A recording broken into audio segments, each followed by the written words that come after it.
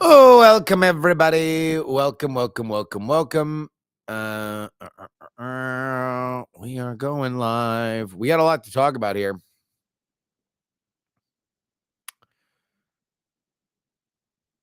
A lot.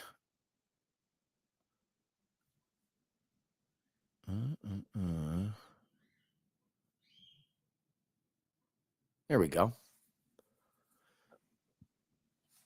Welcome. I'm back from Vegas. Got back on Monday night, which was good because nothing was happening, and nothing happened for Nikki Haley. Nothing happened for Nikki Haley. Nikki Haley lost to none of these candidates. It's something that I warned about on the podcast, and indeed it came to pass. 62% of the vote went to none of these candidates. Nikki Haley still technically wins the primary because in Nevada, if none of these candidates beats you, you still win. However, not a great look.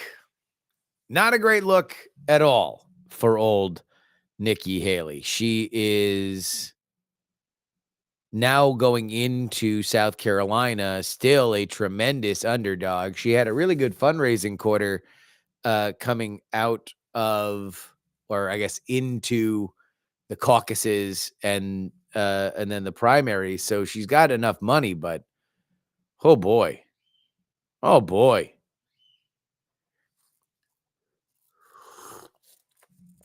It's just not a great look. Not a great look. I really don't understand. I don't. Make it make sense. Make it make sense to me, the Nikki Haley campaign. What are we doing? Where are we going? You know, we'll show some of the later, the most recent polls here, but look, Donald Trump is that dude for the Republicans. That's it. You know, we are in the doth protest too much election. All anybody wants to say is anybody but Trump or Biden, anybody but Trump or Biden, anybody but Trump or Biden. Well, everybody wants anybody, but nobody wants one specific person. Anybody but Trump or Biden. How about Marianne Williamson? No. Anybody but Trump or Biden. How about Ron DeSantis? No. Anybody but Trump or Biden. How about Dean Phillips? No. How about Nikki Haley? No. How about Mike Pence? No. Now, maybe the people that you think would be better than them aren't running. Maybe that's the case. But guess what? They're not running.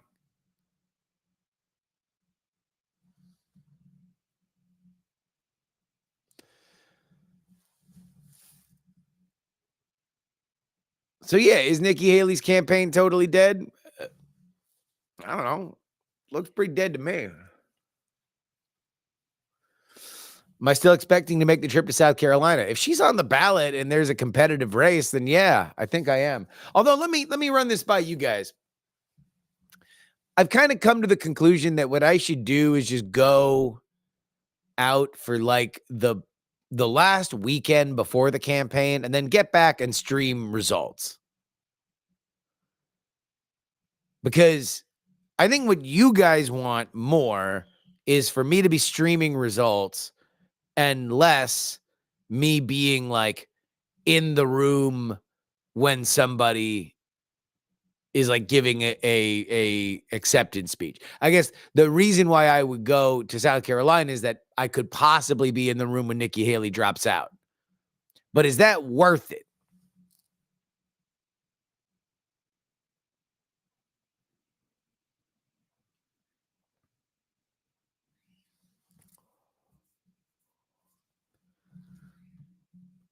I feel like it would strategically be a slam dunk for either party to run any other candidate.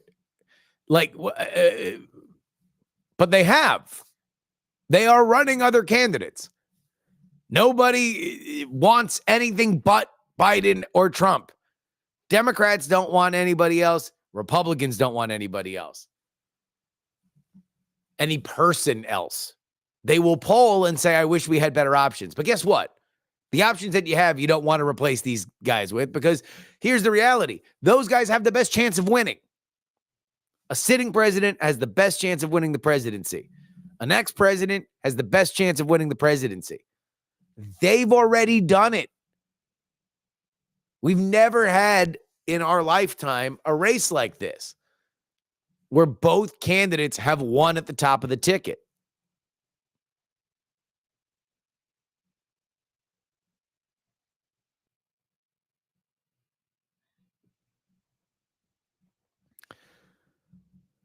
Is it possible that Nikki could stay in until the convention so she can be the de facto alternative once Trump gets convicted?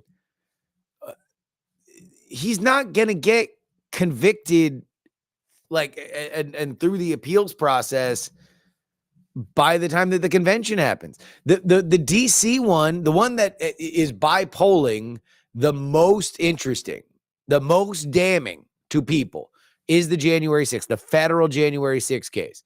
And that might not get started until the fall. That's after the president. That's after the convention. Did I get a gig for C-SPAN? No, but I got this drip. No,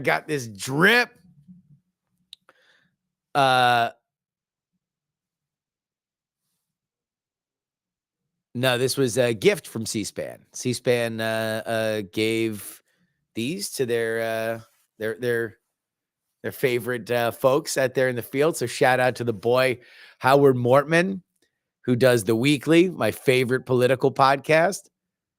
I was supposed to meet with them in New Hampshire. They had a nice little dinner that unfortunately my plane was too late to make, but they were giving out swag there, and I got mine sent to me. So I was very, very excited about that.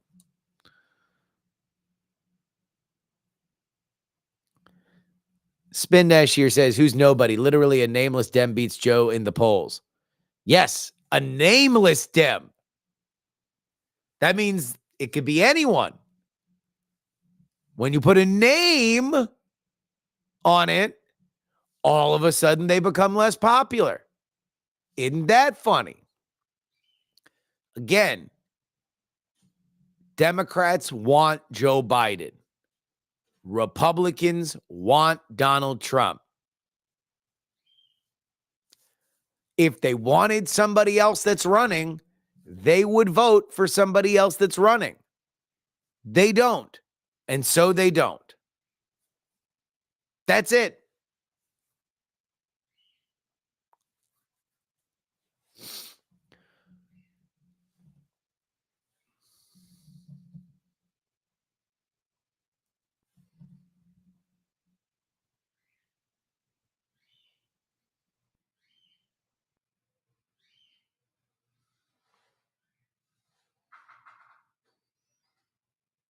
You can get into the AV room for any state house with this vest. Yeah, dude. No, I'm going to be certainly fucking wearing it wherever I go. That shit is C-SPAN. C-SPAN opens doors.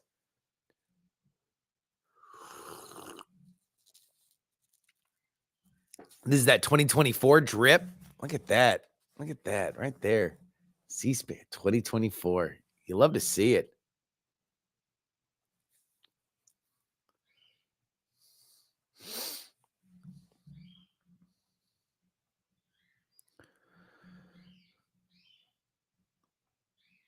If neither Biden or Trump were running, who would the Democrats go with? Kamala or Buttigieg? It'd be a fight. It'd be a knife fight.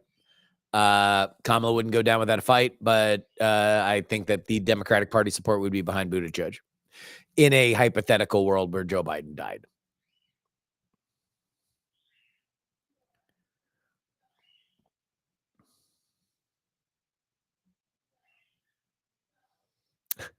Stolen valor. I was a gift. What am I going to do? Say no to a gift from C-SPAN? Hell no.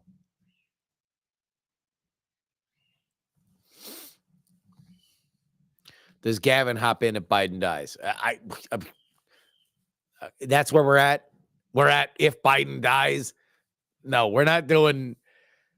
Things we're not doing. We're not doing if they die beyond a sentence. I already gave my sentence.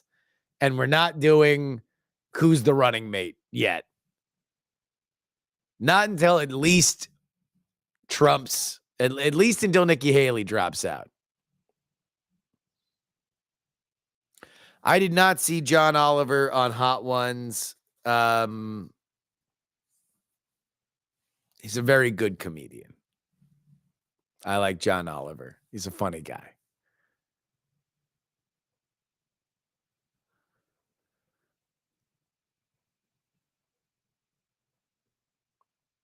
Joe seeing ghosts. He had a conversation with Francois Mitterrand.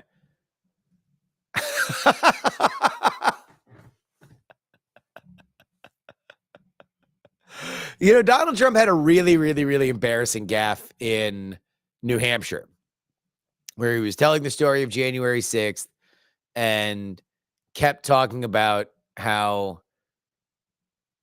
Nikki Haley was not acting appropriately on January 6th. He meant Nancy Pelosi. And he kept saying Nikki Haley, Nikki Haley, Nikki Haley. That's embarrassing. It's embarrassing. It is a gaffe on the campaign trail. It is an embarrassing gaffe on the campaign trail.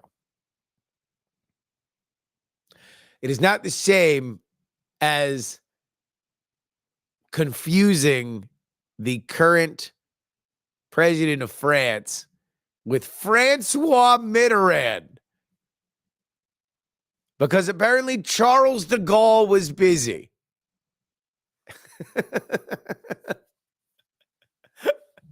It wasn't Sarkozy. He went all the way back to Mitterrand.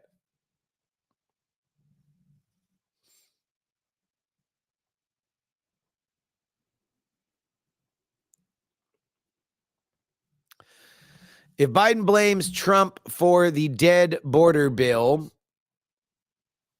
is Biden saying Trump has more political leverage and power over the House and Senate than the sitting president? Doesn't blaming Trump make Biden look weak? He couldn't even get the Senate to vote on the bill. I'm going to tell you all this from the bottom of my heart. I have no idea what the hell is going on in Congress. I don't know what the Democrats are doing.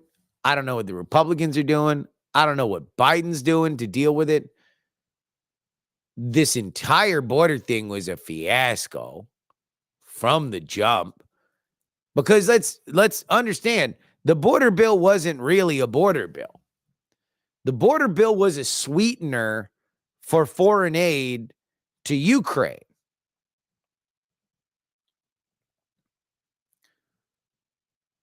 Like, that's it. The Biden administration cannot let Ukraine fall. They can't. They need to keep giving them money. This is the only foreign policy win that they have, is defending Ukraine against Putin. That's it. They have staked their entire foreign policy credentials on it. So any of the shit that was going to go on with the border was a sweetener to get this through.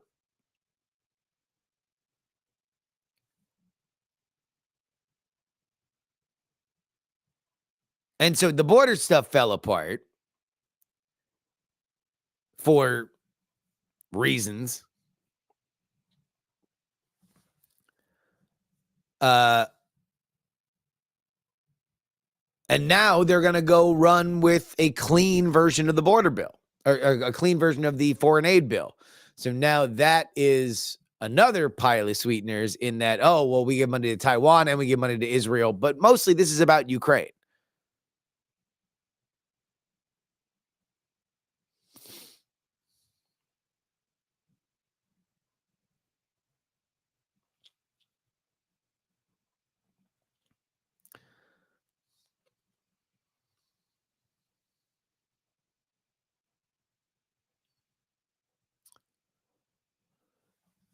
I mean,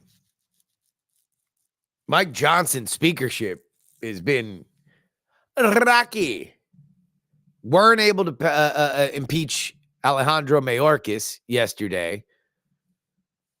And then tried to pass a clean bill for Israeli aid, which is popular within the Republican conference, and that failed.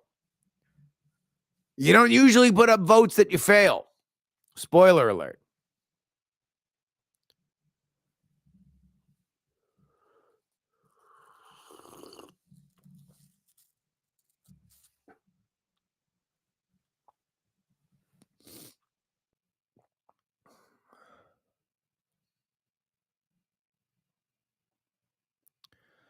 The 13th Amendment says that Congress.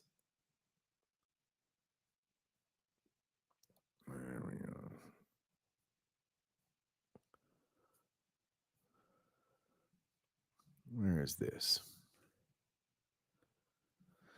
13th Amendment says that Congress can allow a former insurrectionist to hold office again with 2/3 of a vote. Is there a political downside to the Democrats introducing a bill in order for it to fail?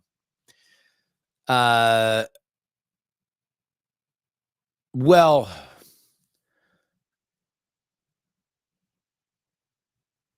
there is the time it would take to whip it up, the information gap of trying to message it the correct way.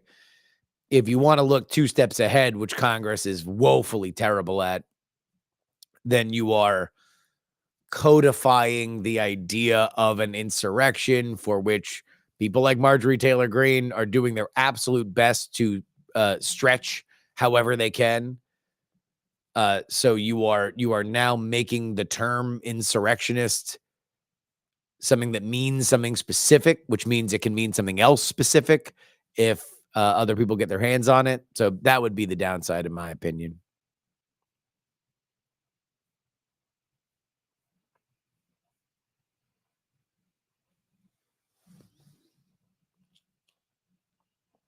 Yeah, we are streaming to YouTube, Twitter, and Twitch. We need more TikTok subs, and then we can stream on TikTok as well. Will we be doing calls today? I don't know. Will we be doing calls today? Will we? Let's see. Are we getting audio? That's the key here. Are we getting audio?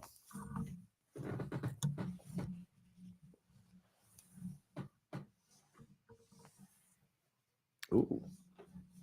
Oh. Oh.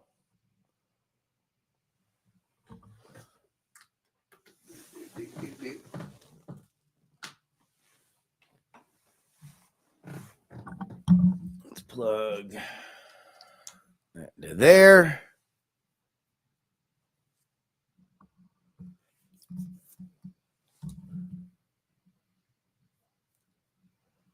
Let's see. Are we getting?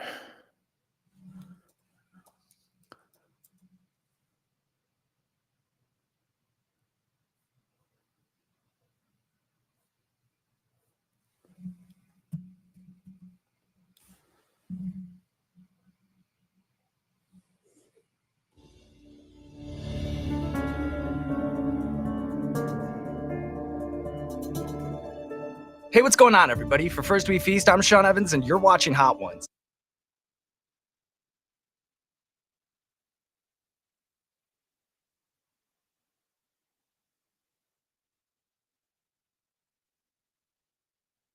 It's the show with hot questions.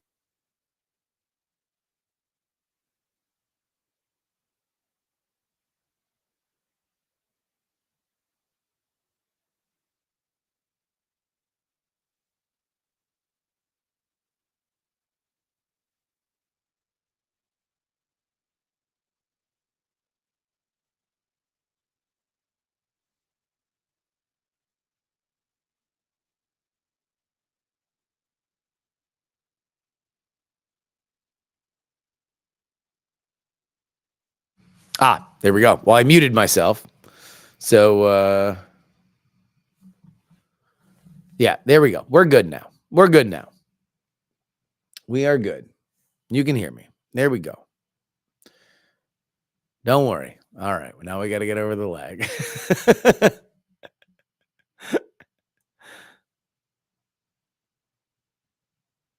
just want someone to say that they can hear me. There is a big lag when we're restreaming. There we go. Okay, good. Yeah.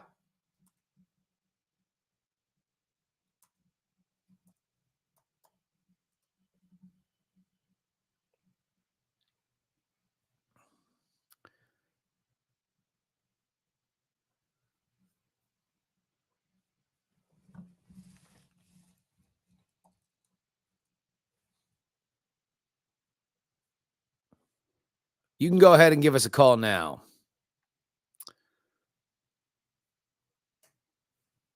510-404-8030.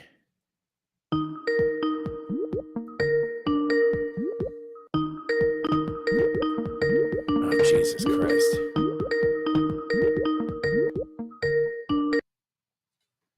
Hello. Justin, how you doing? Good, man. How are you? I'm exhausted. I had a lot of travel last week. I might be dead. Where'd you travel to? You know what? You're gonna find this very interesting politically. So I Okay. went to New York for my brother's wedding. I was staying with my parents. Yeah. My parents live in the district that George Santos was running. The Santos special, which there's going to be an election next week. Correct. I did talk to them along with some of their neighbors about how they felt. I think it's going to be Tom Suozzi who's taking that seat. You think it's going to be Suozzi? I think it's going to be Suozzi, man. I think what happened was when you talk to these people, it's a very Jewish area, right? And when you mention the Holocaust in any capacity in that neighborhood, and you make it about Jewish issues, is that often that the Holocaust comes up? It's Jewish issues, which is never far away from the Holocaust, right? So when you have Santos saying my grandparents survived the Holocaust, and so that's automatically he becomes a one of us candidate. Yeah. Right. Like the political party lines kind of go out the window. But I think now that they got burned by that, I think they're likely to just go, let's just go Democrat because fuck them, right, for running that guy. Like, I think it's gonna be Suozzi. I really do. So that's my personal on the ground take. Special election. I don't know. I mean, Suozzi's sweating it in a way that I was not expecting him to, because immigration is a big issue now in New York. I will say I'll say this also. Suozzi's getting on the ground. Like, he was literally holding. I only found out after the fact with Bummy out, so it would have gone just for you. He was holding an event across the street from my parents' apartment, like in Glen Cove. Yeah. I shouldn't have doxed that. Oh well. But yeah, like, so I wish I could have gone and just gotten the vibe, because you've gotten me so interested in that now. I hate you. But yeah, I think it's gonna be Suozzi based on the conversations I've had. It's very anecdotal, but that's which are what, your parents and my parents and neighbors of my parents. Okay. So according to the mini primary of Merrill's parents and his parents' neighbors, it's Suozzi. Yes. We're calling it for Suozzi according to these exit polls. Yes. All right, what else is on your mind? Second one, this is a little heady. It's not wrestling. We'll get there. Okay. Okay. Shane Gillis hosts SNL this past weekend. Well, he's going to host. He was announced as hosting. Oh, I thought it was already happened. All right, Shane Gillis is going to host SNL. Yes. For the record, I wanted to say up front, I hate him, but Kevin Spacey got a new trailer for a new movie coming out, right? Louis C.K. famously last year, 2 years ago, was playing MSG. Can we stop saying canceling is a thing? If Shane Gillis is hosting SNL, that's the end of the conversation, I think. What do you think? Well, it depends on what we mean by canceling. Like, was Shane Gillis denied a platform because of a thing that he had done in the past? Yes. He was he lost a job for a thing he did in the past, but then he now not only. Well, hold on. Whoa. Before you fast forward, let's understand that first thing happened. Mm-hmm. Now, what I think people mean when they say cancel, I mean, number one, I can't believe that we are having a serious scholarly conversation about the term canceling. Like something that is so eh, to me in native of like black girl Twitter that now is you know you know there are classes and conferences that are like canceling I mean, the societal ramifications. it's theft from my industry. It's a theft of they came from the concept of canceling a TV show. That was my game. That was my game. That was my thing. And now suddenly that was taken from me. Like they took it from me. They Yeah. took my word. Well, yeah. I mean, the place I saw it the most was, you know, it was as vernacular was Black Twitter, but certainly, yeah, it is from, you know, a television show is canceled.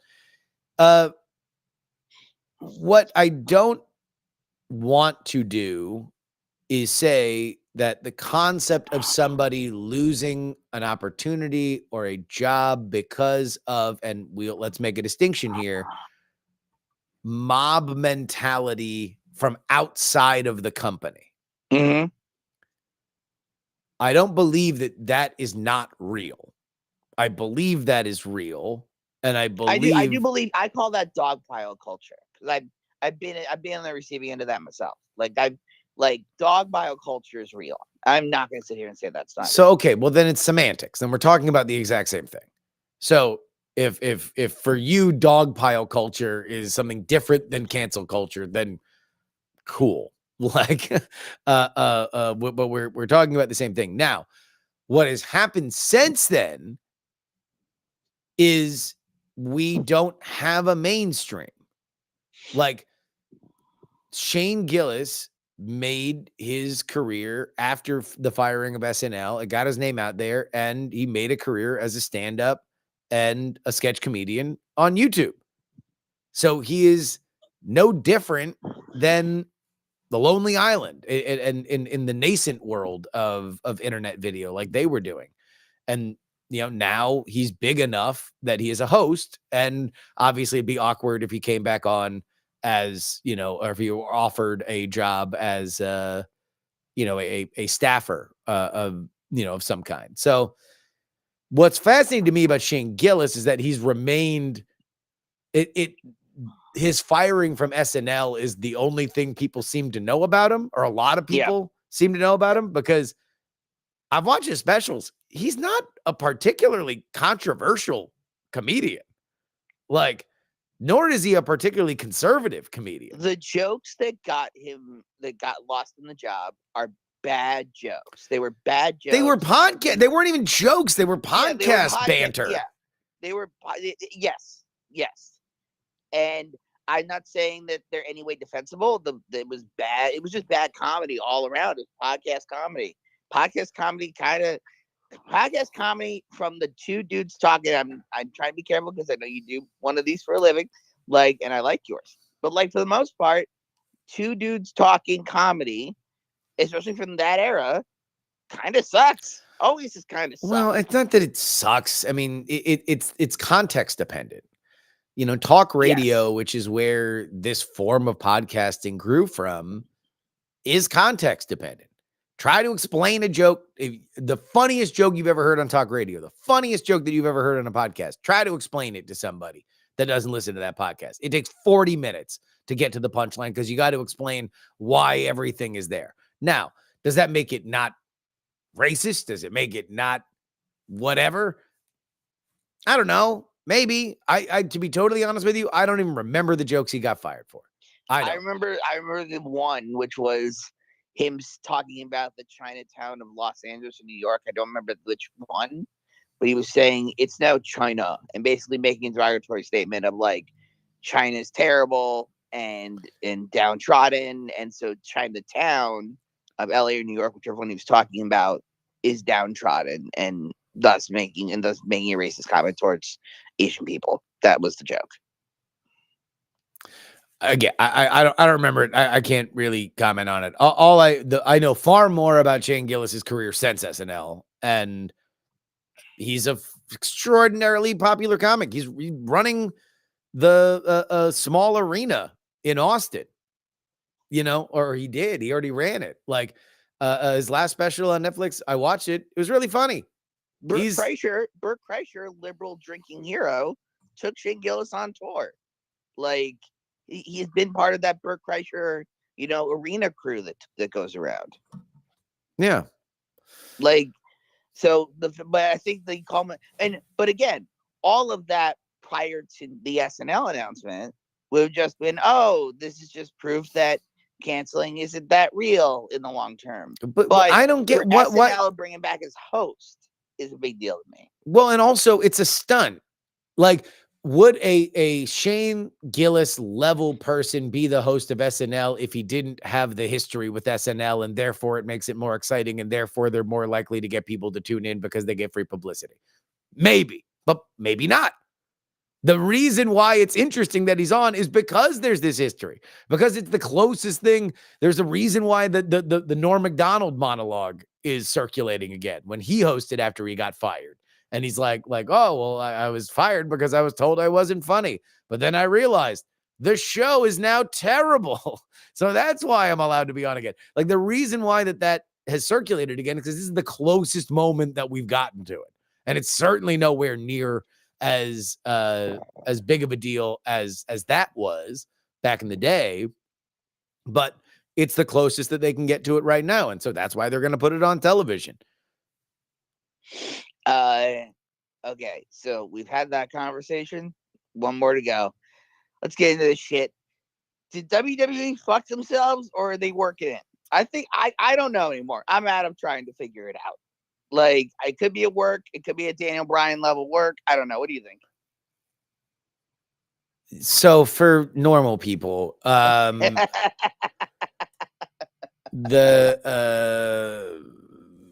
WWE has been building to a story for a year and a half now. 2 years, actually. 2 years they've been building to it. And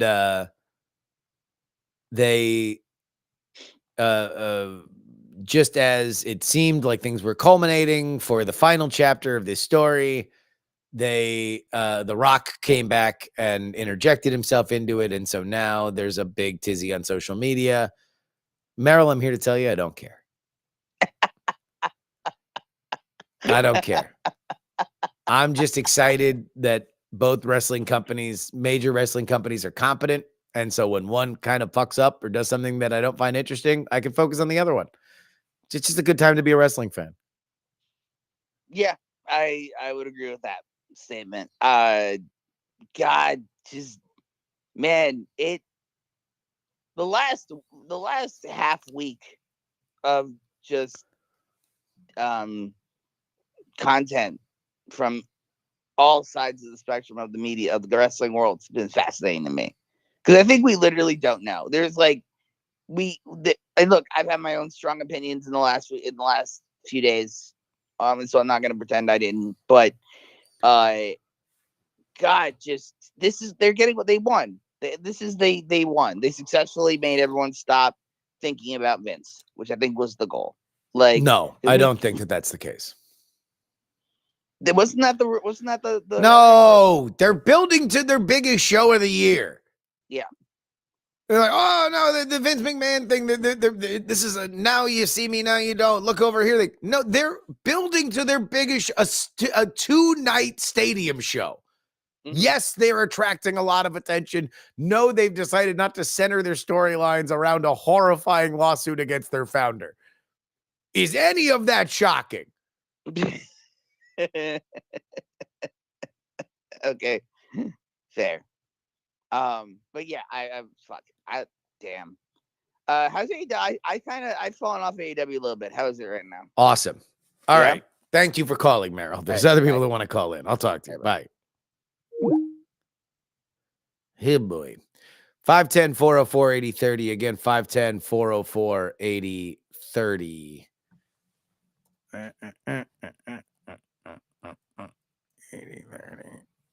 There we go.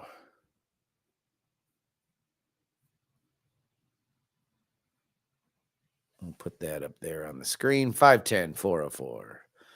80-30. Call me now. Hello.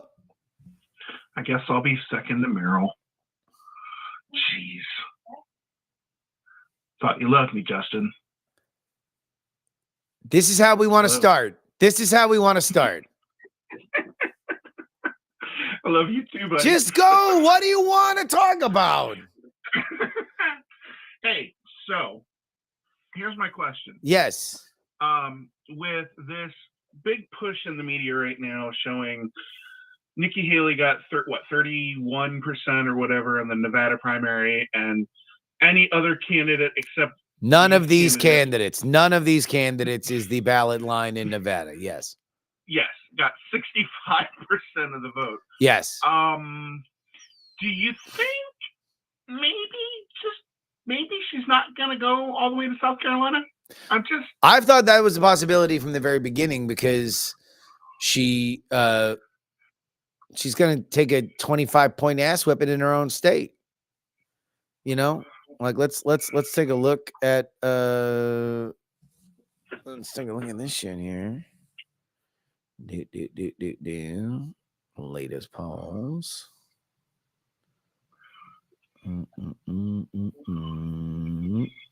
South Carolina. All right. I'll drag this over here. All right.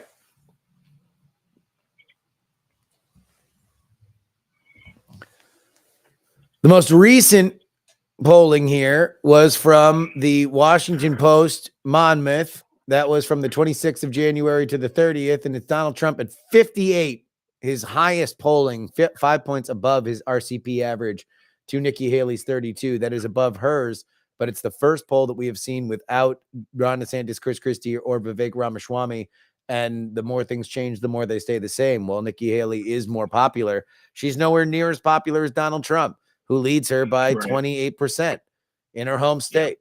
Like, this is just it's gonna be an ass whipping.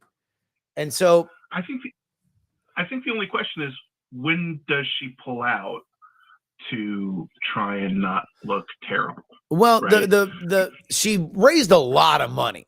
And so that, I think, explains part of this, is that as the caucuses when during the heyday of 21-21, right, which shows you the promise of Nikki Haley, at least fundraising wise, that as she built, with the idea being she would come second in Iowa, first in New Hampshire, second in Nevada, which again, she did wind up coming second in Nevada without anybody else on the ballot, which is amazing. And then theoretically first in South Carolina. That's, she raised a lot of cash. She's got enough cash to go through Super Tuesday. That's what Dave Weigel reported in Semaphore today. So if you've got the money, you run. The only question is, does running mean she takes a 20-point ass whipping in South Carolina? Yeah. And I that's the question that I've got, is at what point do you pull the ripcord?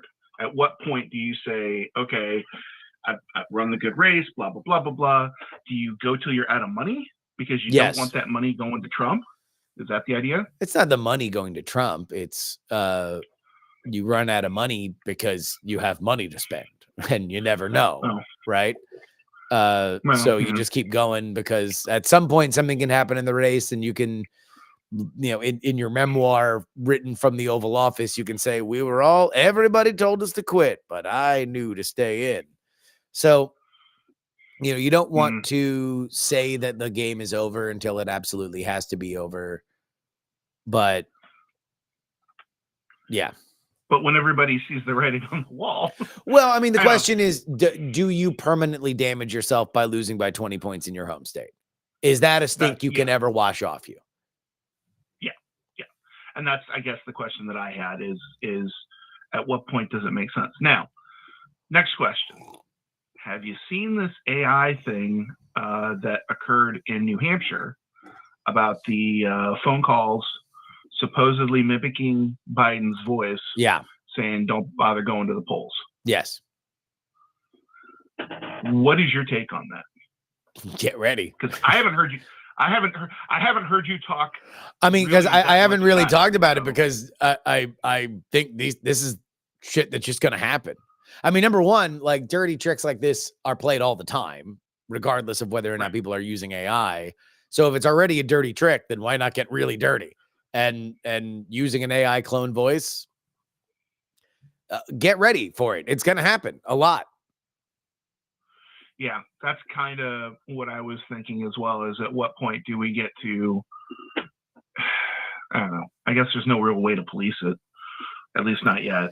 So no, look, it's an information warfare game, regardless, right? So that's an outside example, but we don't know exactly how much that call went out. We don't know exactly how much that call affected anything. It didn't appear to affect anything when it came to Joe Biden's vote tally for the write-in in New Hampshire. Right. So, you know, I think at a certain point, if we elevate it to an absolute crisis right now, then we're probably giving it too much credit.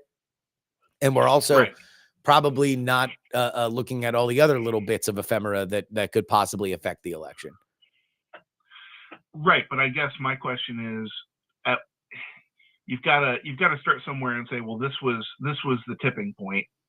And I'm I don't believe that this is the tipping point. I don't believe this is the tipping point. Okay. And then last question. Yeah. And then I'll get out of here. What is your take on what is going on with the U.S. basic interactions with trying to get Israel to slow down? Do you think they're going to be successful in the next month or two, or do you think it's just going to be full board? No, it's them. It's them. The Biden administration, the Democratic Party, trying to make people that are very mad at them less mad at them. That's it. That's all of it. Right. And it's the reason why, you know, the United States' control over Israel, I think, is overstated, because you don't think that shit like this is stuff that they've told them behind the scenes.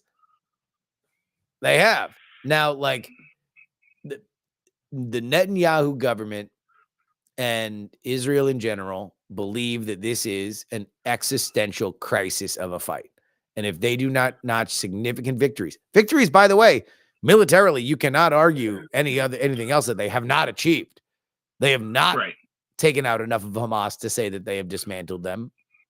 So if they don't do that, then they believe it is, you know, they're signing their own death warrant. And so, I don't know how much this actually has any kind of effect on anything. But I do know the reason why it's leaked. The reason why it's leaked is because Joe Biden wants to win Michigan. Yeah, that's what I was going to say. It's got to be. It's he needs to pull Michigan. He needs to pull probably mainly Michigan, maybe Florida, but Florida's gone. Florida's long gone. You think it's deep red for a while? Yeah, and also you're not going to win Florida by doing things that the Jews don't like. Like, you need the Jews in Broward County and Palm Beach County. They're the ones that vote Democrat. Right. They're the ones that are excited that Joe Biden is on a certain track in terms of support for Israel.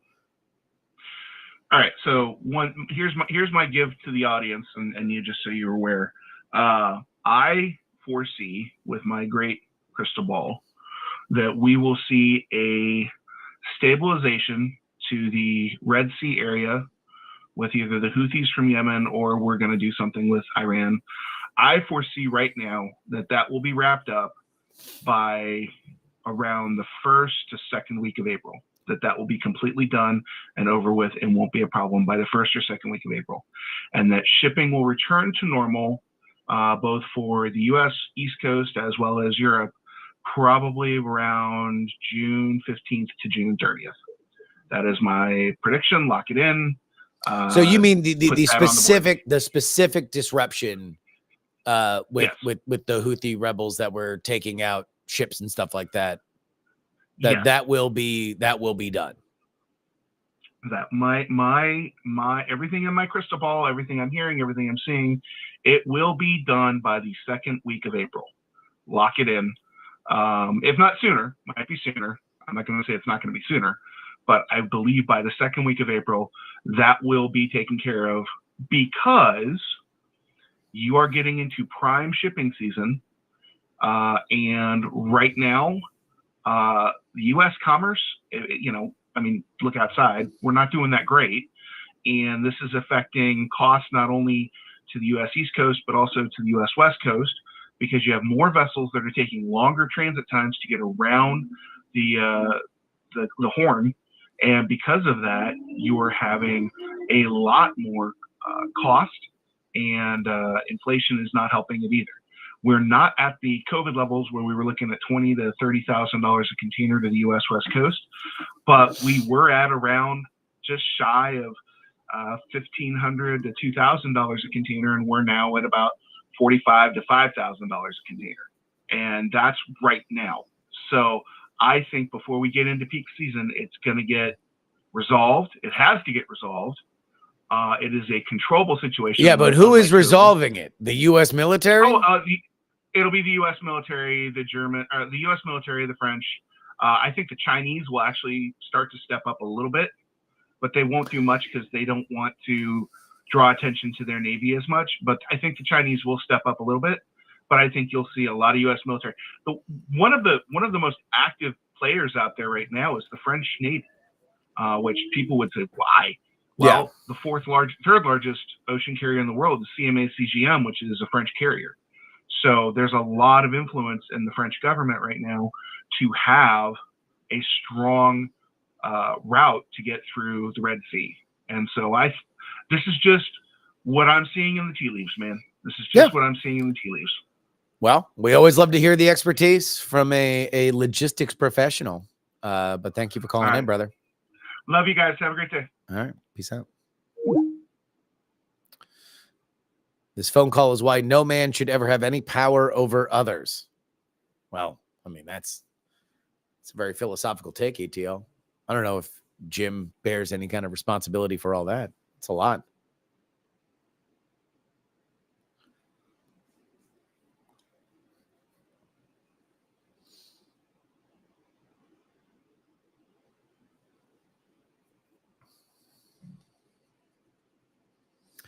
The military will resolve this is literally how Hamas starts.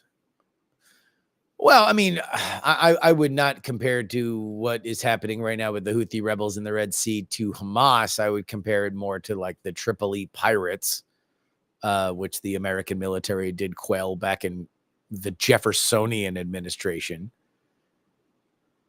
The question is exactly how much the Houthi rebels are attracting the eye of Sauron of the American military.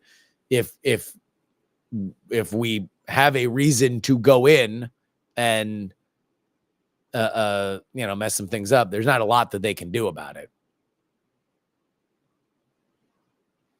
But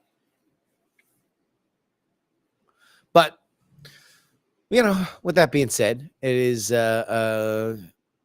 it's a multifaceted thing.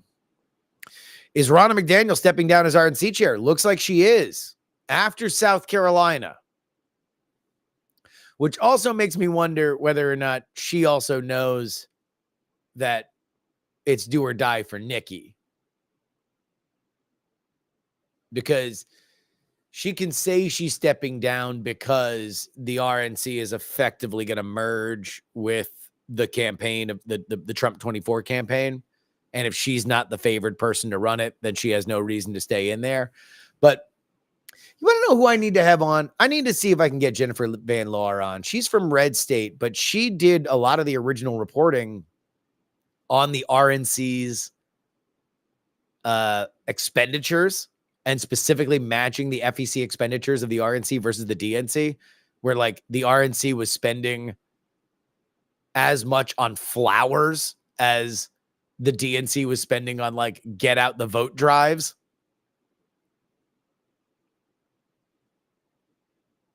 So, I mean, the knock on Ronna McDaniel is that she has not spent money appropriately, that she is too cozily tied into donors, and that she doesn't have a great track record. When she's been the head of the RNC, things have been disappointing electorally.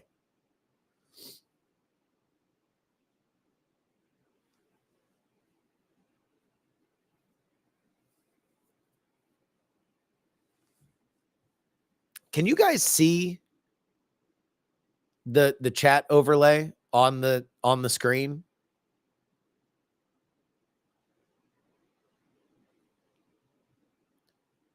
Because if you can see the chat overlay on the screen, then you can see all of the different chat rooms. The vast majority of our chat is in Twitch. It's really, really funny. We are now streaming to 3 different places, and we have the exact same viewership that we had on Twitch.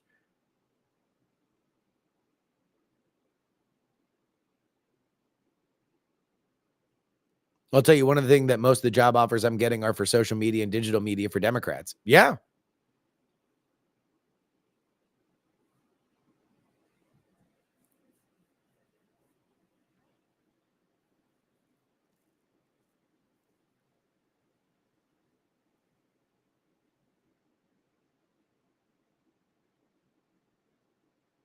No, it's not overlaid to the camera shot. Yeah. No. Yeah. Then what the image I am sending out is the one that you guys are getting, which is all I care about.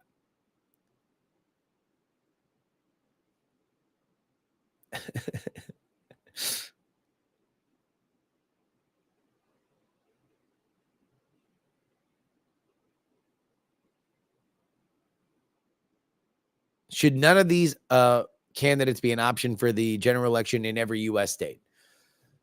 Maybe. I mean, that would be up to each state to decide.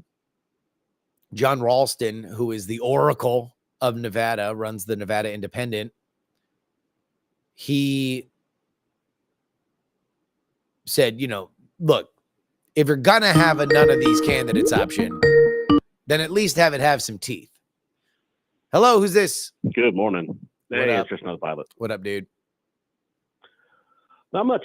Hey, we got sports streaming coalescing. We got, the Netflixes and other video entertainment coalescing. When are we going to see the new politics or news coalescing? CNN, Fox, can they merge together? I mean, if Fox and ESPN and Turner can merge together to make a sports tier, yeah, theoretically they could. At least from the corporate parent, you could have the news mega tier, the news mega bundle. That would be interesting if they wanted to put together their own. Democrats, if so many Democrats watch, Fox, and so many, Republicans watch CNN, it seems like there's a huge opportunity to just mix them together. Like, let the talking heads play between the two franchises. We could actually have real partisan wins count for something, turn into merch. And when are you going to get on? When are you going to be there leading the pack? When am I going to be on cable news? Yeah, that's the next step, man. I don't know. Do you guys want me to be on cable news? I don't know. I enjoyed you on that British thing, although I didn't enjoy you having to on make up GB that, on GBTV. I don't know what it's called. That's what it was called. British. GBTV. Okay. That's it's like their Fox News, but really it's like their CNN. I mean, from the American perspective. Right. Yeah. Yeah, we're a little different flavor. Yeah, I was on RT until they invaded Ukraine. Oh yeah, they don't count. I could moderate No, the Fox they don't versus count, CNN debate. No, I'm too conservative now, according to some on the We're Not Wrong show we're going to record tonight. I'm parroting conservative talking points on We're Not Wrong too much. I got yelled Yeah, at for that. I heard. Yeah, I wondered if that. I don't know. Like, I think we just need to have JDS or me or like someone else who's kind of Who's actually conservative as opposed to me. Yeah, just just like on there for 5 I mean, minutes to remind Heaton everybody is the one what who's probably we the sound most like. conservative amongst the three of us. Yeah. Absolutely. Heaton at some point called himself a Republican. I've never called myself a Republican. No, he's just very polite. So what happens? I know we were all looking for like this huge run up for October, November. What happens when Haley drops out? Does it just go like cold and dark for 6 months, or are these two just going to snipe at each other the whole time? I'm hoping they snipe each other the whole time, but they're old and they're tired. I don't know what. Who are we happens to talking about? Haley and Trump? No, well, Trump. I think it's Trump versus Biden. I think Okay. Haley's dead. Do Haley? All right. So when Haley drops out, do Trump and Biden? Yeah, Yes, like, it's the general election. What? Oh, yes, and I guess I don't feel like I remember this from the last couple times when it cinches up, but I assumed it would go quiet for a while until we got into like October. You know, No. the October surprises. The hell are you talking against about? each other. Biden basically you're became the good. nominee on Super Tuesday, and the general election started around there. You know, I think there was one more debate that was post-COVID, but other than that, that was you know, the general election started. The general election will begin. I mean, in many ways, it already has begun.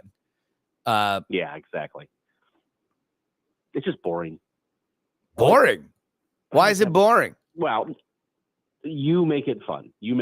But I like having all these candidates yell at each other and run against each other, and so delicious. I wish DeSantis was still in it. I wish that there was a more competitive primary. I do wish that. But, you know, look, at the end of the day, Donald Trump was the president. And a lot of people in the Republican Party feel that if it were not for COVID, he would be wrapping up his second term right now. Yeah, which is for me, like I wanted DeSantis or Jeb before that. Isn't that better? Like if it was done, like it would be better if you won last time and then we're done with them. Well, I think that's one of the things that's really, really crazy for Democrats now, right? If you could go back in time and say, let's imagine the border was always going to get worse, right? Let's use the argument that nothing that Biden did made it worse. It just was going to get worse no matter what. Let's imagine that inflation was going to get worse. And no matter what, inflation was going to get worse, right? Let's just imagine all that, which is pretty standard Democratic thinking at this point. If that were the case, don't you wish that you could have just salted the earth with Trump? Wouldn't it have been better? Wouldn't it have been better if right now everybody was really, really, really pissed off about Trump and his approval rating is in the 20s and he's tweeting about, Taylor Swift and Travis Kelce and everyone's just ready to move on? Yeah, wouldn't your lives be better? Don't you regret this? And will any lessons be learned? Just quit. Just let's have a day. Okay. Real talk. I guess real talk. I don't know. As opposed to all the pussyfooting around we've been doing. Let's actually go. I know. Yeah. All right. So in my mind, if Biden, like I'm not talking like something bad happened. Just mean amortization. These guys are old. They don't live forever. Let's say between now and October, the stress is too much. I understand what happens if Biden were to pass. If Trump goes, is it Nikki Haley is the next one? I mean, it doesn't seem like any of these clowns would be a replacement. I would actually have to take a look at the actual RNC rules. What I assume would happen is that if Donald Trump dies, then all of the delegates that are pledged to him are freed, and we actually have a convention fight. So Nikki Haley would go into the convention with the most delegates pledged to her, but there would be enough out there to crown somebody else, and we would actually have a convention fight. Okay. I just think it'd be funny if Pence, if it was like, well, does this mean that Pence runs? Well, it would mean that there would be everybody that's ran would now show back up again at the convention, and we would have an old-fashioned convention fight. This is how we used to do it all the time. Conventions did not used to be coronations. That is only in the last 50 years that has been the case. Before that, they used to be screaming, yelling, fighting matches between various different sects that believed various different candidates would be the standard bearer. Who do you think, if it were held today, who do you think would win? No Trump. So we're saying Trump has died. Passed. Yep. I'm not wishing anything. I'm just saying people are old. Sometimes old people don't live forever. I'm going to have to make a rule about death fan fiction. I'm going to have to make a rule because it's just, I don't know if I can do it for 5 months. I don't know if I can do death fan fiction for 5 months. I'm the last one. But if that were the case, I think it would probably be DeSantis. It would be down to DeSantis and Haley, unless you had maybe a Youngkin maybe. Okay. At that point, if you can get in without campaigning, without spending the money, and the thing is like, if we're going all the way back and we're bringing out the old playbooks, then what would happen is Nikki Haley would be on the first ballot. You'd have a bunch of people that would deadlock, and it would be very, very clear that she was not going to win on the first ballot. And so then at that point, you have people dipping their toes. And so you might see like a Youngkin dip his toe and say, well, if the first ballot fails, then maybe if I were called, maybe I would do it. Maybe. And so then you deadlock on a second ballot and then a third ballot. And then eventually it's like the call for Youngkin. And that's really where the Smoky Back Room came in back in the day, is that it was, okay, we've all tried to persuade, we've all tried to cajole, we've all tried to do X, Y, and Z. It didn't work. Now let's focus on this. Let's focus on getting together the person that we can all live with, even if we're not thrilled about it. And so maybe a Youngkin is that dude. Maybe a DeSantis is that dude. But we would have no idea. It would matter. It would have to be a MAGA person. And so that's why probably no to Youngkin and probably yes to DeSantis, is that if Donald Trump is dead, then I don't know if anybody speaks to MAGA the same way as DeSantis. The only reason why DeSantis crashed and burned is that he was running against Senpai. Yeah, well, that's my feeling on it. Is the number one issue is immigration. DeSantis and Abbott both brought that a sea change. Abbott might be a player. To it. Yeah, Abbott. He might roll on in. All right. Second question, last question.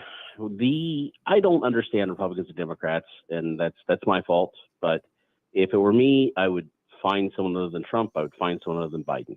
But there's something to this, like the friend that's at a party that doesn't like any of the beers, but 30 seconds later grabs one of the natty ices, pops it open, and downs it. Yeah. What is that? Where you pretend you're too good for all of these candidates. You're too good for this party. This party sucks.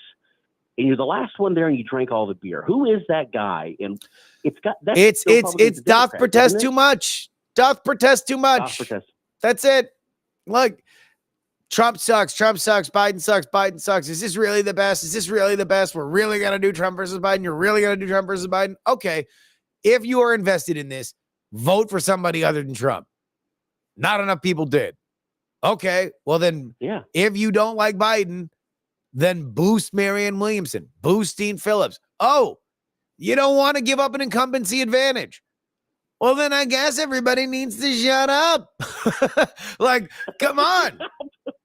What else are we going to do? Up and take it. It's what you want. It is what you want. It is what you want, because you can't name something else. You can complain that you don't want pizza again.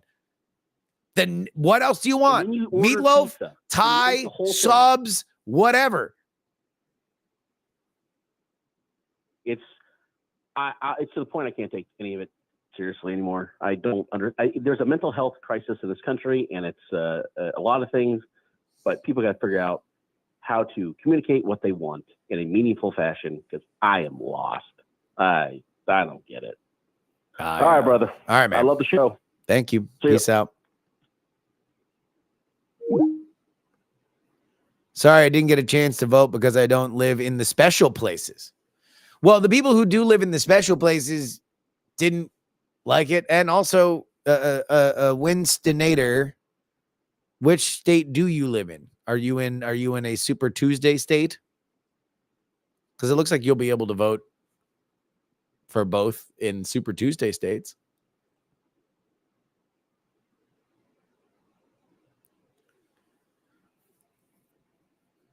Dice Tomato, every self-proclaimed libertarian I know and I've read of informs me that libertarians love rules, but only when it goes their ways.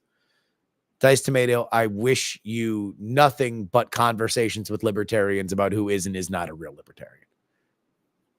Enjoy the rest of your life in hell. Dude, just don't. Trust me. Don't try to get into a conversation with libertarians about what a real libertarian is. It doesn't go anywhere.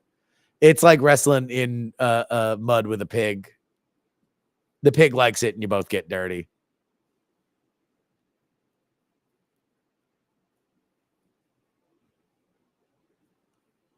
I'm in an after Super Tuesday and a heavy one party state.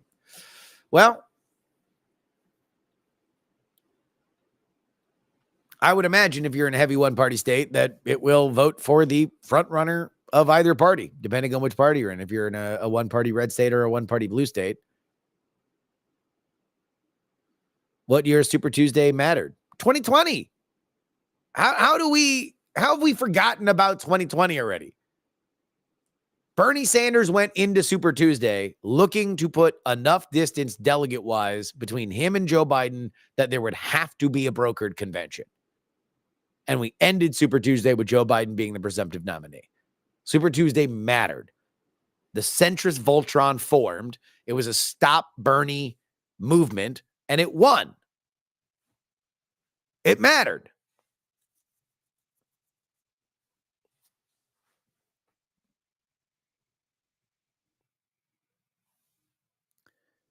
Super Tuesday mattered in 2016 too, because it was the end of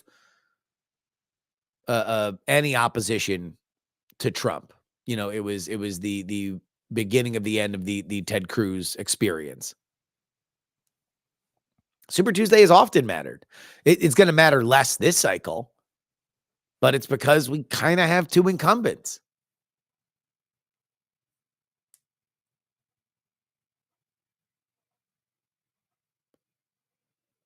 It felt done by South Carolina. That was Biden got his first win in South Carolina.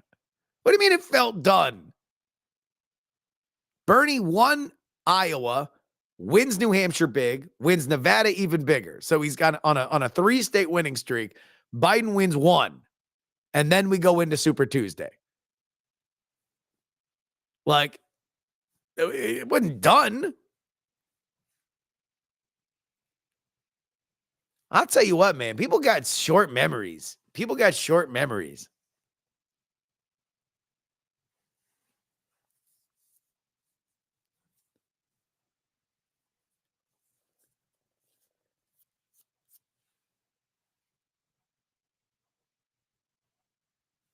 I mean, the other thing is, you know, COVID kind of crushed the momentum.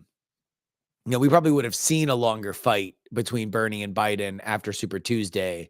But also, Bernie likes Biden in a way that he did not like Hillary, because Hillary hated Bernie.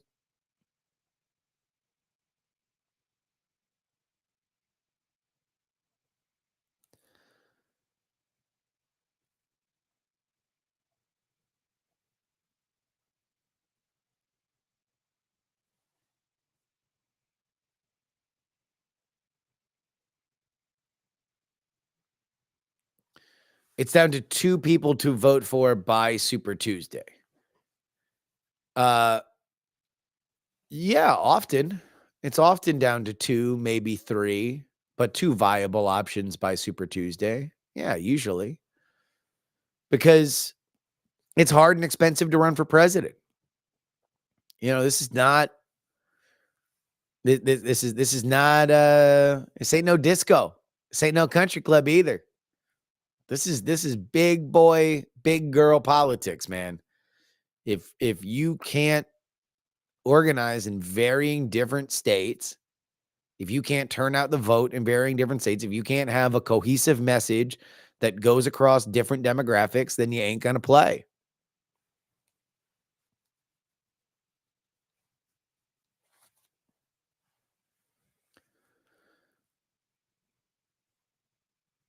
We don't get a real choice. I mean, boy, I mean, look, we can.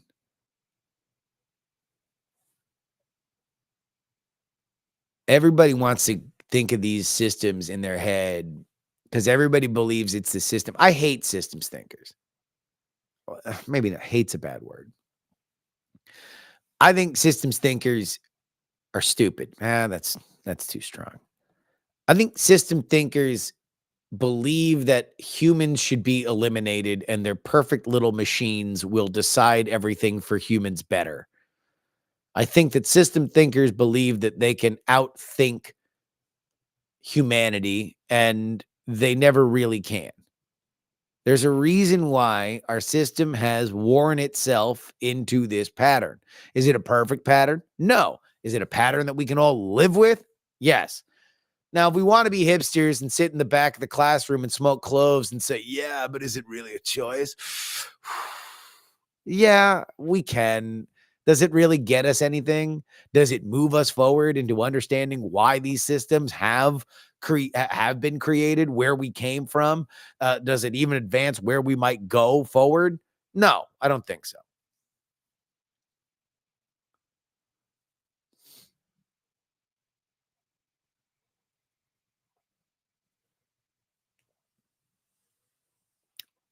Why are you putting heat on plastic like that? Yeah, that's it, man. We just need to change the way that votes are tallied, and that'll eliminate all human instincts. That's the way to do it. Money for nothing, ranked choice voting for free.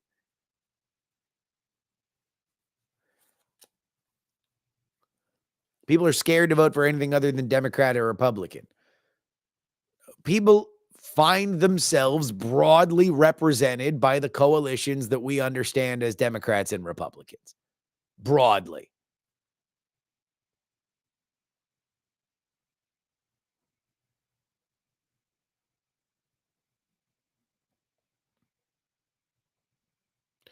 And look, I know there's a lot of people here in this chat. Not me, not me, not me. No, I'm different. I'm special. And you're right. There's a lot of people that are independent. And for the record, I'm the guy who every 4 years says not voting is not cool, or not voting is super cool, and you should do it if you don't have an opinion. I am always here to explain to people that they should not be bullied into voting for anybody. You should not be guilted into voting. You should not be peer pressured into voting. You should not in any way subscribe to a campaign, a candidate, or a party that you don't feel passionate about. And I would say in a perfect world informed, but let's just say passionate. If you do not feel that, then you should feel very, very comfortable not voting. You should. That being said,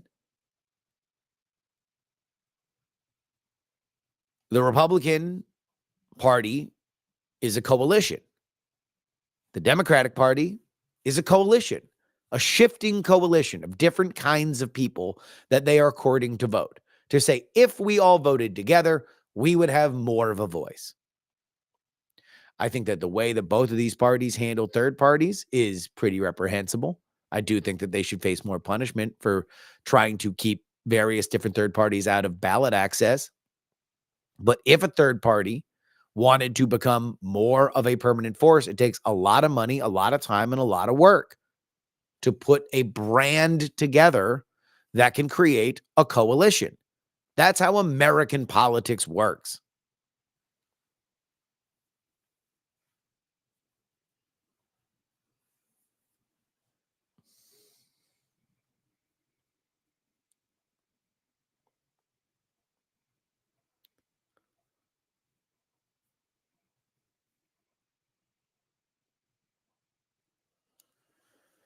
Are two parties a coalition system? No, it's not a coalition system if we're talking about the way that parliamentary coalitions work, like European coalitions and stuff like that. No, but what I'm referring to is that in our American system, the Republican Party and the Democratic Party have never been one brand.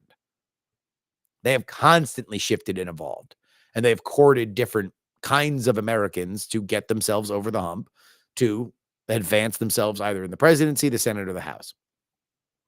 In state houses, in city halls, this is the way it goes. You want to create a broad enough coalition.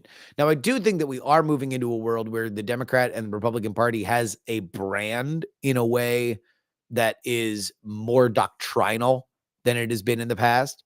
But I don't think that it's anything new to say that people within the party have very, very startlingly different views.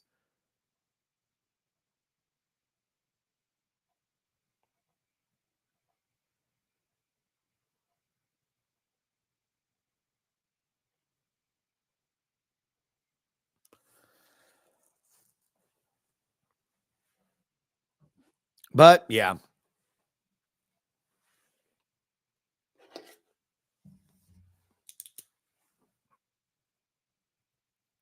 Communism has only one party. See, that's a broad coalition, right? A universal coalition. The CCP represents everybody. It's for everyone's best interest. Wouldn't it be better if we all just got along?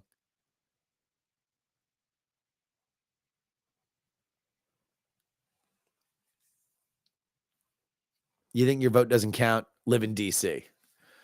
I mean, you do have an outsized influence on the world if you live in DC.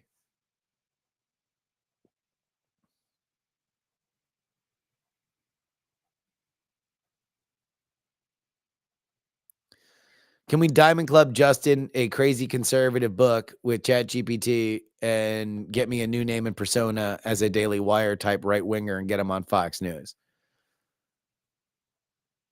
Yeah, I don't know. I think that the route for that would be the kind of cat turd route. Cat turd 2. Write a crazy book. Have a anonymous Twitter account.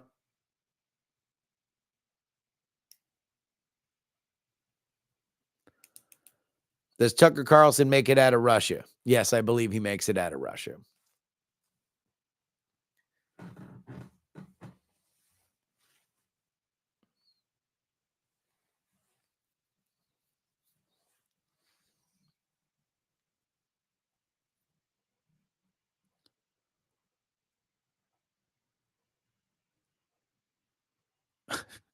Communism is just socialism going hard in the paint.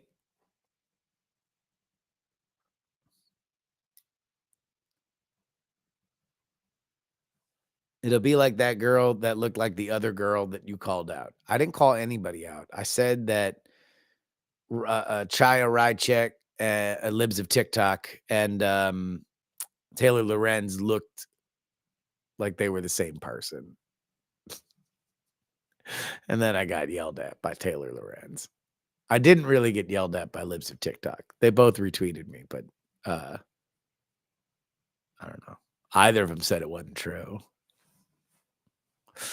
Either of them said it wasn't true. So I don't know, man.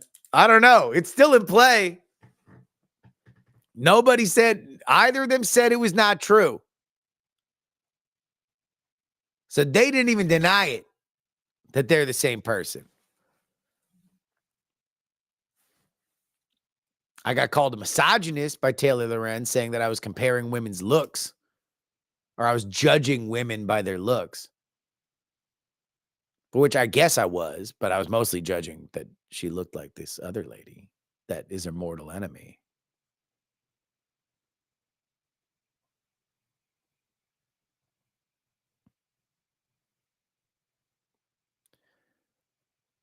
I don't know what Taylor Lorenz is saying anymore. She's not on Twitter anymore, is she? I mean, I wouldn't be able to see her anyway because she blocked me.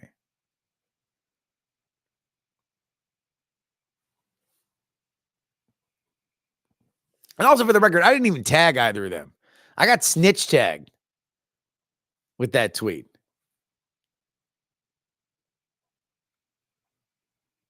I wasn't even comparing them. I was confidently stating, I think the actual tweet was, are we going to keep pretending they're not the same person? And then a screen grab of both of them next to each other. And it was during Libs of TikTok's face reveal.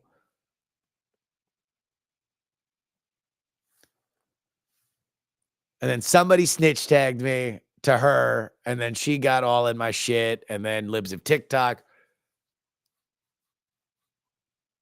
went on, and then the Taylor Lorenz fans were really mean. The Libs of TikTok fans were more complimentary of how pretty Chaya Rychek was and how empty and soulless Taylor Lorenz was.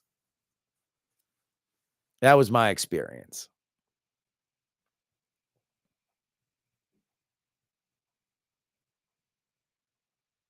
You sound like you feel guilty about it, brother. I have not in any way felt guilty about it. No, come on. Look, number one, it's Twitter. If you can't make a joke about how the two ladies look alike, then come on. Like, all right. I didn't say that they looked alike and they were beautiful. I didn't say that they looked alike and they were ugly. I said that they looked alike. Do you know how many times people have told me that I look like something? And they're not all flattering, for the record. I mean, we found out years ago that I bear a striking resemblance to the first bearded lady. Sometimes they're nice. Sometimes they're nice. Other times it's a random Indian guy.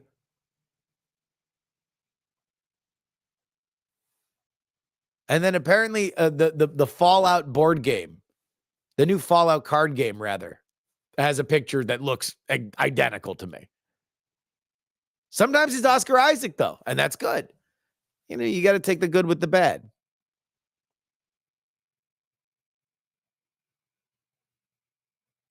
Would you say it again, knowing what you know now? Oh, I'm saying it right now. I'm saying it right now. They're the same person. They're the same person, and one day I'll be vindicated. I will be absolutely held as a hero because I dared to say that the emperor had no clothes.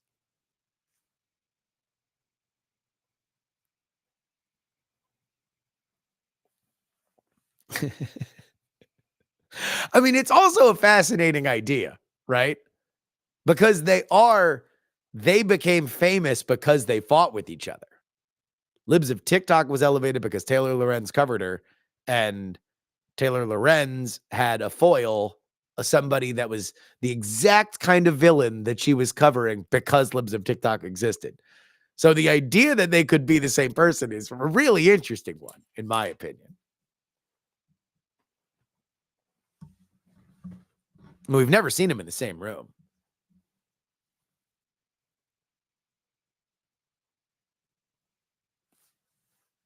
I mean,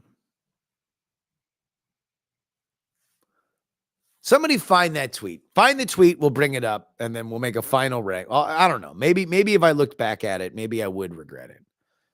I haven't seen the picture in a while. So if somebody can find the tweet, throw it in one of the chat rooms, then I'll bring it up. Maybe that's how we'll wrap up today.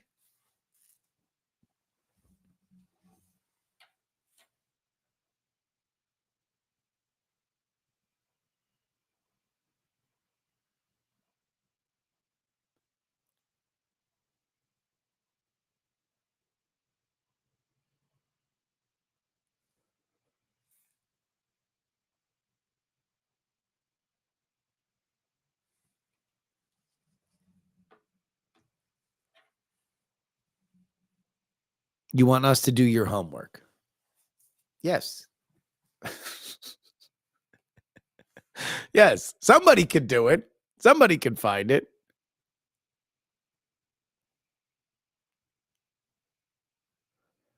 You're saying we should Diamond Club a political book. I mean, the thing is, I should probably write a political book. I should actually write a political book. That's something that should happen. Yeah.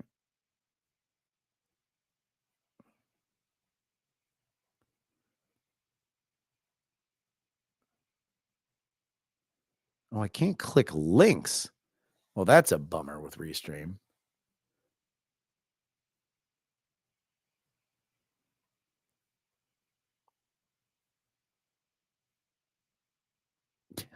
Politics for babies. Politics for little babies with baby brains.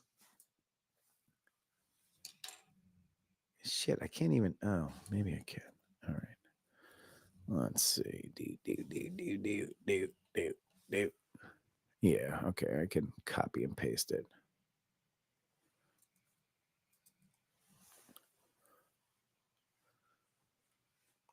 Okay. All right. Here we go. How long ago was this? December 22nd, 2022. We're all just going to pretend they aren't the same person. Libs of TikTok on the left, Taylor Lorenz on the right. I mean, come on, guys. No, I stand on it. Stop it. Just enough. All right.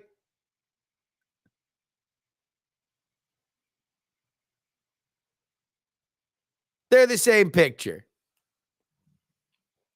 Enough for the joke. Enough that the joke should land, right?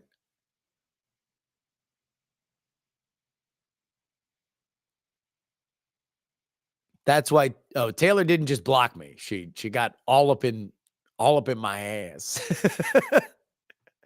I was the recipient of one of those patented Taylor Lorenz brand building tweet storms. She's a brand builder. She's upfront about that. I was just fodder, just another right-wing crank that she could build her brand fighting against.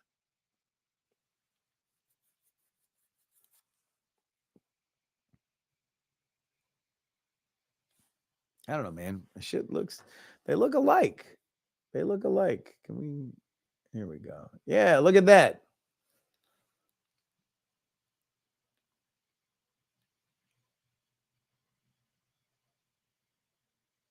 I mean, one was file footage and the other was live.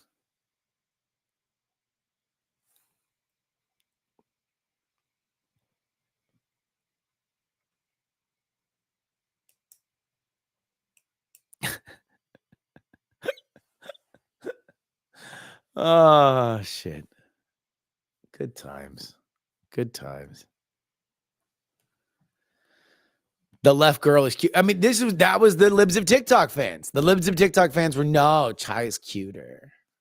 Chai is more beautiful. She's just cuter and more beautiful. Which was nice. I mean, like, that was a more positive energy than the Taylor fans, which were like, you're scum. You're misogynistic scum. You should be killing yourself. You're terrible.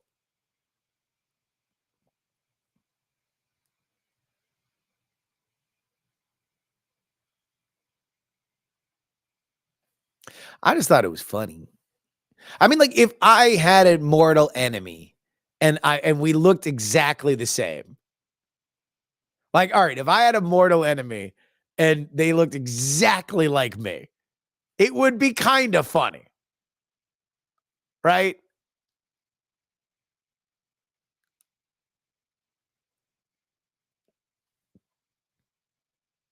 Like, they had the same white hair, the same mustache.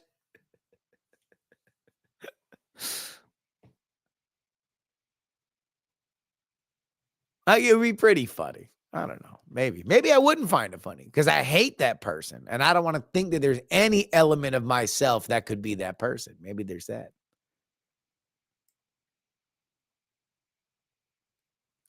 I can understand it. I mean, it's just at the end of the day, how serious are we going to take Twitter? How serious? Come on. Come on. How serious?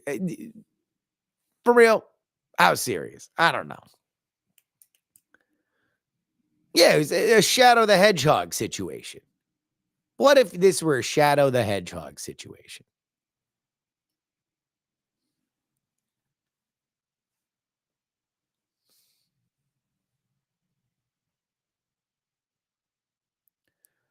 What would my right winger handle be?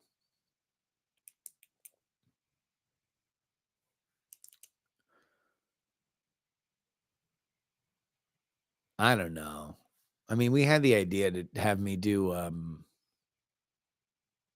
mass luchador takes, blue takes and red takes in a luchador mask.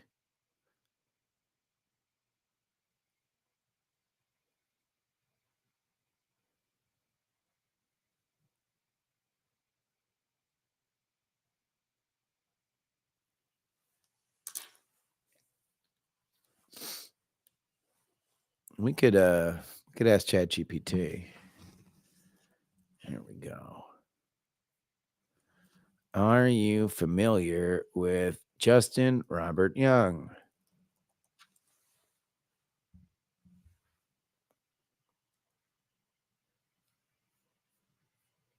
Yes, I'm familiar with Justin Robert Young. He's a podcaster and journalist. If you have any specific questions on his work, feel free to ask.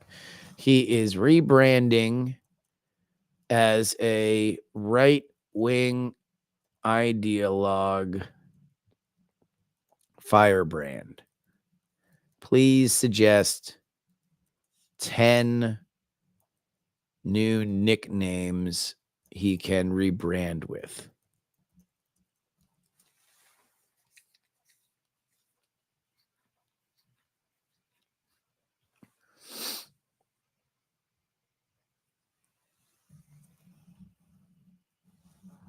All right. So we got a bunch of them that are just generic: patriot, pundit, liberty torch, righteous right winger. Please incorporate. We're not going to say please. Incorporate the name Justin or Young into 10 more names.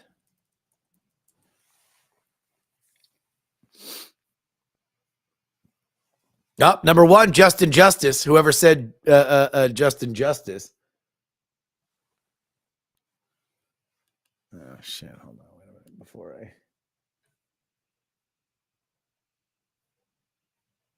Before I show you guys this, I want to make sure that I don't have any embarrassing searches here.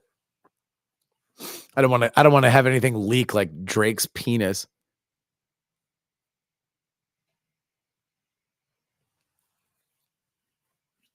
Oh, you guys will see that I tried to cheat at Wordle with ChatGPT. Here we go. All right.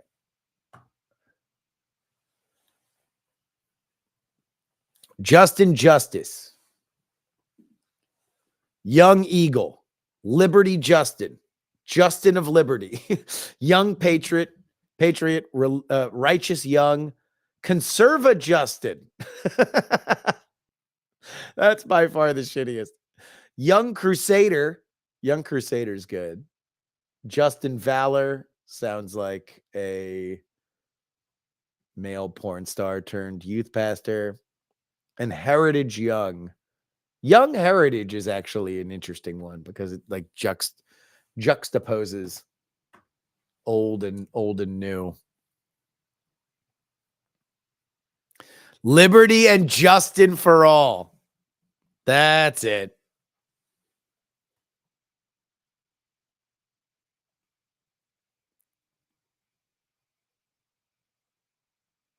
Drake's penis does cast a shadow over all of us.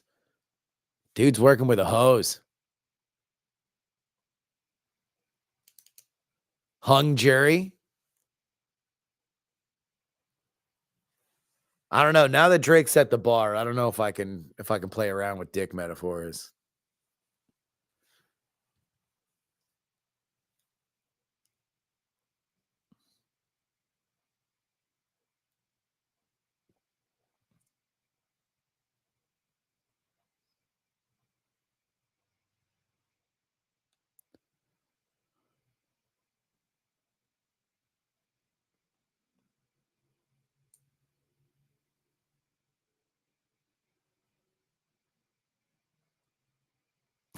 Little Jimmy needed a wheelchair to carry the hose. That's hilarious. That's really funny. All right. Now that we've gotten to Drake's dick, we're going to wrap it up. I got to prep for We're Not Wrong here anyway. Friday episode of PX3 will be some emails.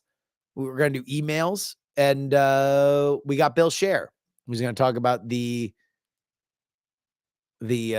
absolute state of Congress right now. And I'm going to ask him, how wet is the bed? More negative polls for Joe Biden. He's trailing by meaningful amounts with the top 3 issues that voters care about. Obviously, it's February. We got a long way to go till November. But as a partisan, and Bill Scher is a partisan, how wet is the bed? How wet is the bed? We're going to ask. All right. That's it. Till next time, friends. See you later.